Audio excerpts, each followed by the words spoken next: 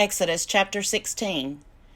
The whole congregation of the Israelites set out from Elim, and Israel came to the wilderness of Sin, which is between Elim and Sinai, on the 15th day of the second month after they had departed from the land of Egypt.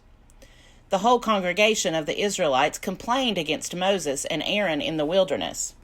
The Israelites said to them, "If only we had died by the hand of the Lord in the land of Egypt, when we sat out by the flesh pots and ate our fill of bread. For you have brought us out into this wilderness to kill this whole assembly with hunger." Then the Lord said to Moses, "I am going to rain bread from heaven for you, and each day the people shall go out and gather enough for that day. In that way I will test them, whether they will follow my instruction or not. On the 6th day, when they prepare what they bring in, it will be twice as much as they gather on other days." So Moses and Aaron said to all the Israelites, "In the evening you shall know that it was the Lord who brought you out of the land of Egypt. And in the morning you shall see the glory of the Lord, because he has heard your complaining against the Lord. For what are we, that you complain against us?" And Moses said, "When the Lord gives you meat to eat in the evening, and your fill of bread in the morning, because the Lord has heard the complaining that you utter against him, what are we?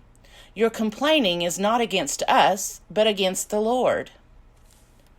Then Moses said to Aaron, "Say to the whole congregation of the Israelites, 'Draw near to the Lord, for he has heard your complaining.'" And as Aaron spoke to the whole congregation of the Israelites, they looked toward the wilderness, and the glory of the Lord appeared in the cloud. The Lord spoke to Moses and said, "I have heard the complaining of the Israelites.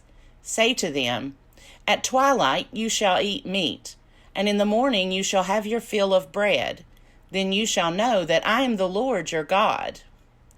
In the evening quails came up and covered the camp, and in the morning there was a layer of dew around the camp. When the layer of dew lifted, there on the surface of the wilderness was a fine, flaky substance, as fine as frost on the ground. When the Israelites saw it, they said to one another, "What is it?" For they did not know what it was. Moses said to them, "It is the bread that the Lord has given you to eat. This is what the Lord has commanded. Gather as much of it as each of you needs, an omer to a person according to the number of persons, all providing for those in their own tents." The Israelites did so, some gathering more, some less. But when they measured it with an omer, those who gathered much had nothing over, and those who gathered little had no shortage. They gathered as much as each of them needed. And Moses said to them, "Let no one leave any of it over until morning." But they did not listen to Moses. Some left part of it until morning, and it bred worms and became foul. And Moses was angry with them.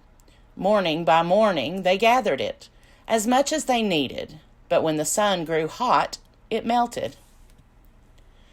On the 6th day they gathered twice as much food, 2 omers apiece. When all the leaders of the congregation came and told Moses, he said to them, "This is what the Lord has commanded. Tomorrow is a day of solemn rest, a holy Sabbath to the Lord. Bake what you want to bake and boil what you want to boil, and all that is left over put aside to be kept until morning." So they put it aside until morning, as Moses commanded them, and it did not become foul, and there were no worms in it.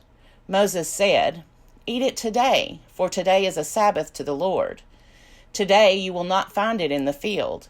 6 days you shall gather it, but on the 7th day, which is a Sabbath, there will be none." On the 7th day some of the people went out to gather, and they found none. The Lord said to Moses, "How long will you refuse to keep my commandments and instructions? See, the Lord has given you the Sabbath. Therefore, on the 6th day, he gives you food for 2 days. Each of you stay where you are. Do not leave your place on the 7th day."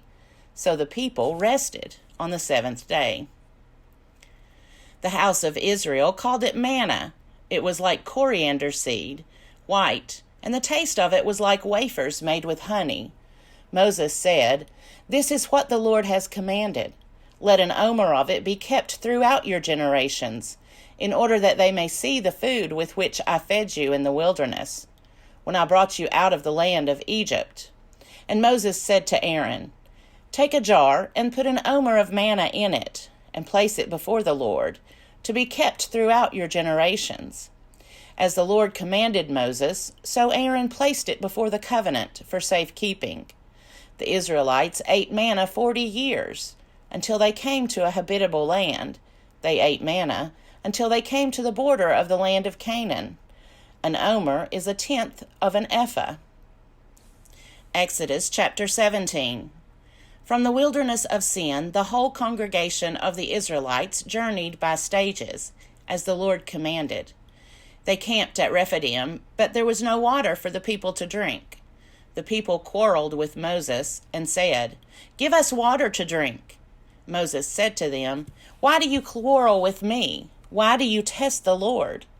But the people thirsted there for water, and the people complained against Moses and said, Why did you bring us out of Egypt, to kill us and our children and livestock with thirst? So Moses cried out to the Lord, What shall I do with this people? They are almost ready to stone me. The Lord said to Moses, Go on ahead of the people, and take some of the elders of Israel with you.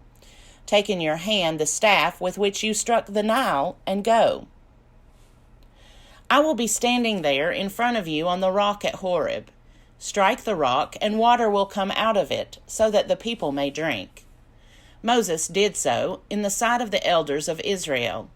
He called the place Massah and Meribah, because the Israelites quarreled and tested the Lord, saying, Is the Lord among us or not?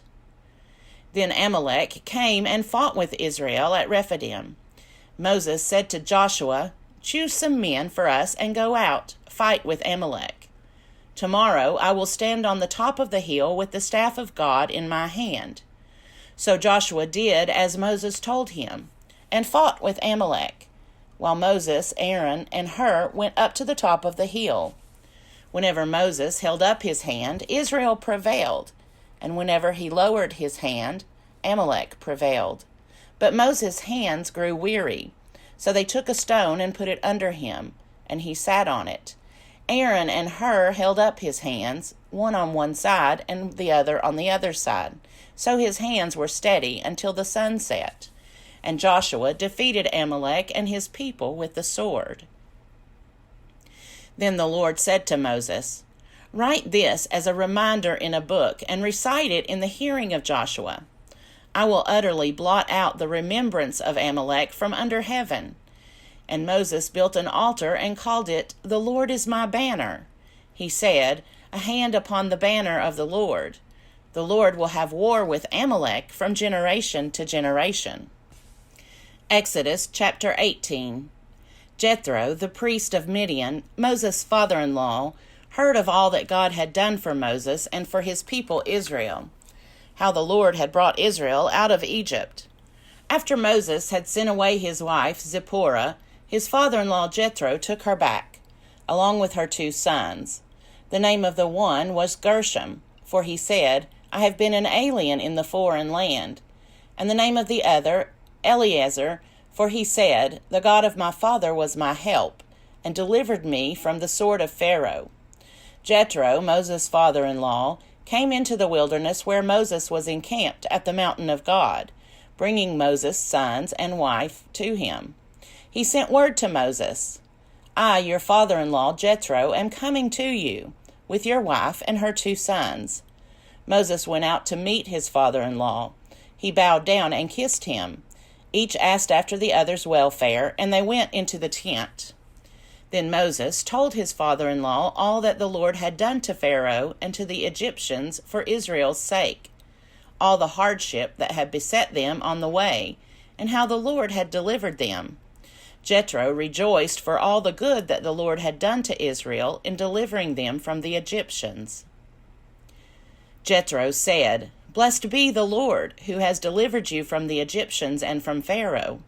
Now I know that the Lord is greater than all gods, because he delivered the people from the Egyptians, when they dealt arrogantly with them. And Jethro, Moses' father-in-law, brought a burnt offering and sacrifices to God. And Aaron came with all the elders of Israel to eat bread with Moses' father-in-law in the presence of God.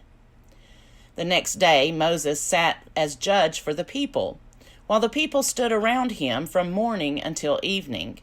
When Moses' father-in-law saw all that he was doing for the people, he said, "What is this that you are doing for the people? Why do you sit alone, while all the people stand around you from morning until evening?" Moses said to his father-in-law, "Because the people come to me to inquire of God. When they have a dispute, they come to me, and I decide between one person and another, and I make known to them the statutes and instructions of God." Moses' father-in-law said to him, "What you are doing is not good. You will surely wear yourself out, both you and those people with you, for the task is too heavy for you. You cannot do it alone. Now listen to me. I will give you counsel, and God be with you. You should represent the people before God, and you should bring their cases before God. Teach them the statutes and instructions, and make known to them the way they are to go and the things they are to do. You should also look for able men among all the people, men who fear God, are trustworthy, and hate dishonest gain. Set such men over them as officers over thousands, hundreds, fifties, and tens. Let them sit as judges for the people at all times. Let them bring every important case to you, but decide every minor case themselves. So it will be easier for you, and they will bear the burden with you. If you do this, and God so commands you, then you will be able to endure, and all these people will go to their home in peace." So Moses listened to his father-in-law and did all that he had said. Moses chose able men from all Israel and appointed them as heads over the people, as officers over thousands, hundreds, fifties, and tens. And they judged the people at all times. Hard cases they brought to Moses, but any minor case they decided themselves. Then Moses let his father-in-law depart, and he went off to his own country.